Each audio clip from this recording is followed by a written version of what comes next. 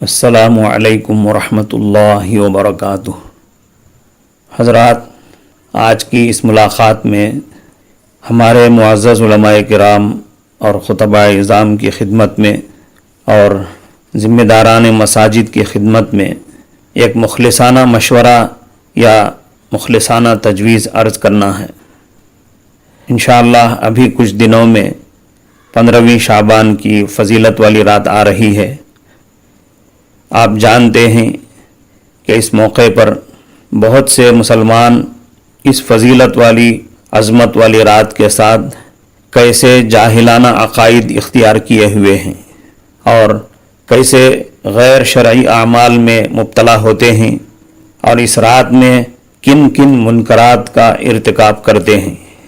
جمعہ یا عیدین کی طرح نہا دھو کر اچھے کپڑے پہننے کے اہتمام کے ساتھ اور خصوصی پکوانوں کے ساتھ اس انداز پر یہ رات گزارتے ہیں گویا کہ یہ کوئی عید کا موقع ہے، یہ کوئی عید کی رات ہے۔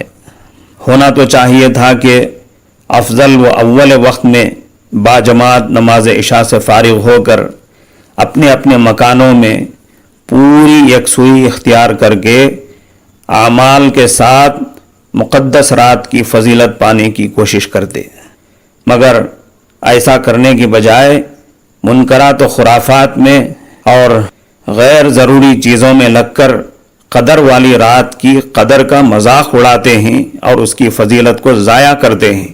خاص طور پر اس رات میں اکثر بچے مسجدوں کو جانے کے بہانے گھروں سے نکل کر بازاروں کا اور پبلک پلیسز کا رخ کرتے ہیں، اور کچھ بچے نمازوں سے فارغ ہو کر گھروں کو جانے کے بجائے بازاروں اور گلی کوچوں میں شرارت اور شور شرابہ کرتے ہوئے دیر رات تک آزادانہ گھومتے پھرتے ہوئے توڑ پھوڑ مچاتے رہتے ہیں۔ ذرا سوچیں، کیا یہ ہمارے لیے کوئی اچھی بات ہے؟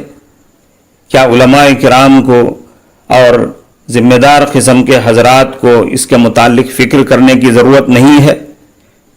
اس پر قابو پانے کی ایک صورت یہ ہو سکتی ہے کہ ہم حکومت کا، پولیس کا تعاون حاصل کریں۔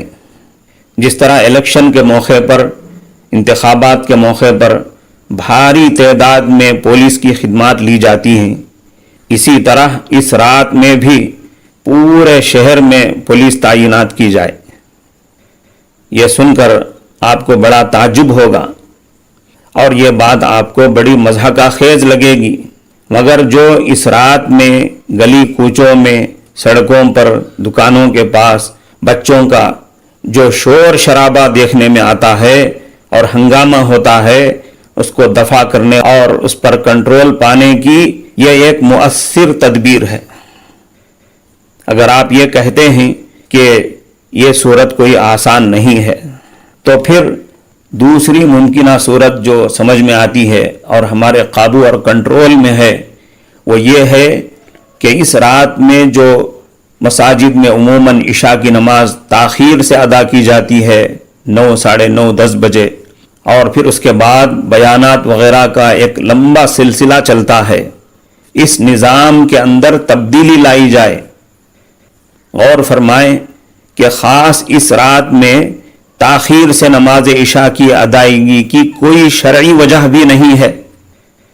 حضرت نبی پاک صلی اللہ علیہ وسلم سے یا آپ کے بعد حضرات صحابہ کرام رضوان اللہ علیہ مجمعین سے یا اولیاء کرام اور ائمہ مجتہدین سے بھی یہ معمول ثابت نہیں ہے، اور روزانہ کے عام معمول کے خلاف عشاء کی نماز 9:30 بجے، 10 بجے پڑھانے سے لوگوں کو عید کی نماز کے لیے تیار ہونے کی طرح تیاریوں کے ساتھ دیر سے مسجد کو پہنچنے کا، اسی طرح مختلف جاہلانہ خرافات اور غیر ضروری اعمال کرنے کا موقع بھی ملتا ہے، اور ایسا کرنے سے جاہلانہ تماشوں کی ذمہ دار حضرات کی طرف سے عملاً تائید ہوتی ہے۔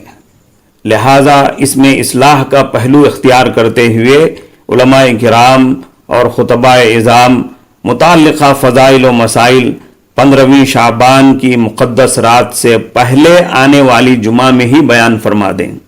اگر وہ سارے فضائل و مسائل پہلے ہی بتا دیے جائیں تو خرافات سے بچنا بھی ممکن ہوگا، آسان ہوگا، اور پیشگی تیاری کے ساتھ شروع رات ہی سے یعنی مغرب ہی سے اعمال میں مشغول ہونا بھی آسان ہو جائے گا۔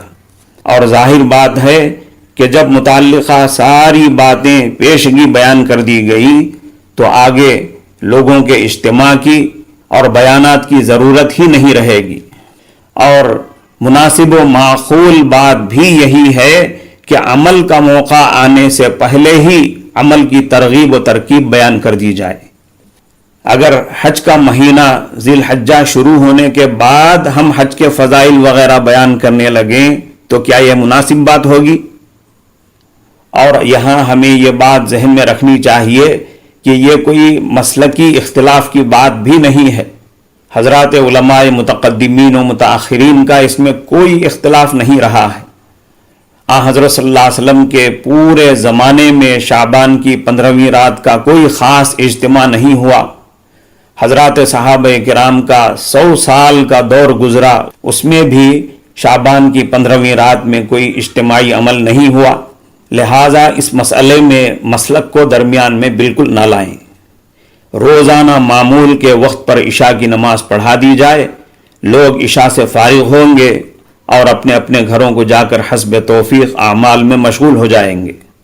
اس طرح اعمال کے لیے اور مقدس رات کی فضیلت کو پانے کے لیے لوگوں کو وقت بھی زیادہ ملے گا، اور اخلاص و للہیت کا بھی یہی تقاضا ہے کہ نوافل اور نفلی اعمال حدیث و سنت کے مطابق گھروں میں انجام دیے جائیں۔ ہمارے بعض ائمہ مساجد اور خطیب حضرات یہ سمجھتے ہیں کہ مسجد کی کمیٹی والے ہماری بات نہیں مانیں گے، یہ سوچ کر حق بات بتانے سے رک جاتے ہیں اور مروجہ طریقوں کی پابندی کرتے چلے جاتے ہیں۔ یہ علماء کرام کے لیے قطعاً مناسب نہیں ہے، اور مسجد کی کمیٹی والے حضرات یہ سمجھ کر کہ عام مصلی حضرات ہماری بات نہیں سنیں گے، نہیں مانیں گے، وہ بھی رواجی چیزوں کو چھوڑنا نہیں چاہتے ہیں۔ اگر ہمارے خطیب و ائمہ حضرات ہمت و حکمت سے کام لے کر دونوں کو سمجھائیں گے، کمیٹی والوں کو بھی اور عام مصلیوں کو بھی، تو کوئی مشکل نہیں کہ بات نہ بنے۔ بہت سے خطبہ حضرات اور ائمہ کرام نے کمیٹی والوں کو سمجھایا، مصلیوں کو بھی سمجھایا، وہ سمجھ گئے۔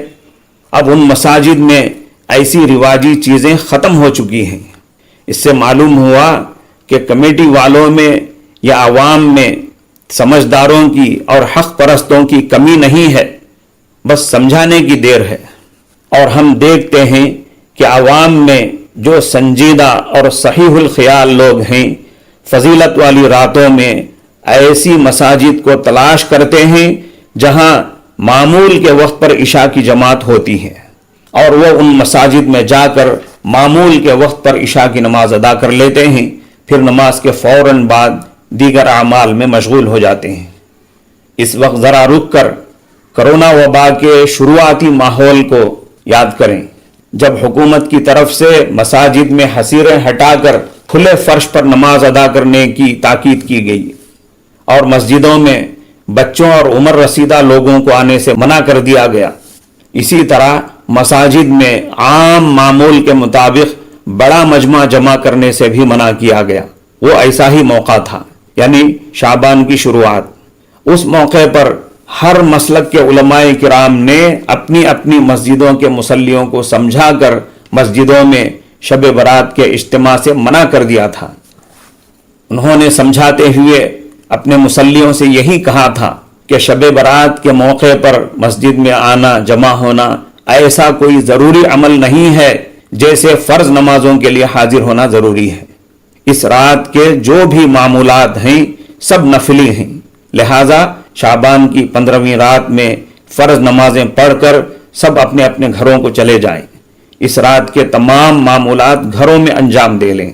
جب ایسے بیانات آئے تھے تو اسی وقت میں نے بعض ان علماء کرام سے جو ان معمولات کے پابند تھے کہا تھا کہ دیکھو، برسوں سے ہم لوگوں کو یہی مسئلہ سمجھاتے آ رہے تھے جو آج آپ کو یاد آیا ہے۔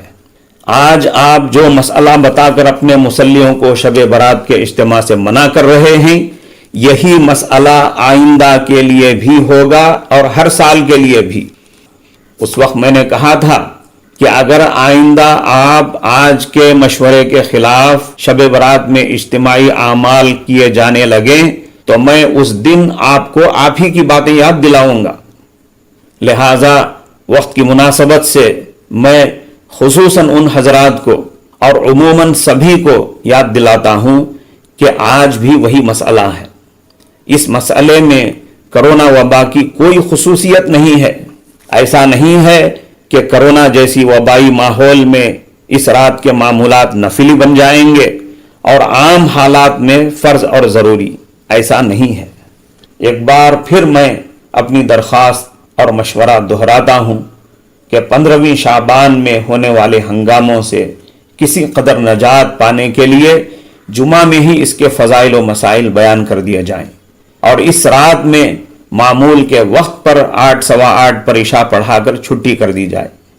میں امید کرتا ہوں کہ ہمارے علماء کرام، ائمہ کرام، خطباء اعظام، حق پرست اور سنجیدہ مزاج ذمہ دار حضرات اس تجویز کو ضرور قبول فرمائیں گے اور اپنی اپنی مساجد میں سیرت و سنت کے مطابق عشاء کی نماز حسب معمول 8 سوا 8 بجے پڑھا کر مصلیوں کی چھٹی کر دیں گے اور انہیں اس بات کی تلقین فرما دیں گے کہ وہ گھر جا کر اپنے اپنے طور پر حسب توفیق اعمال میں مشغول ہو جائیں۔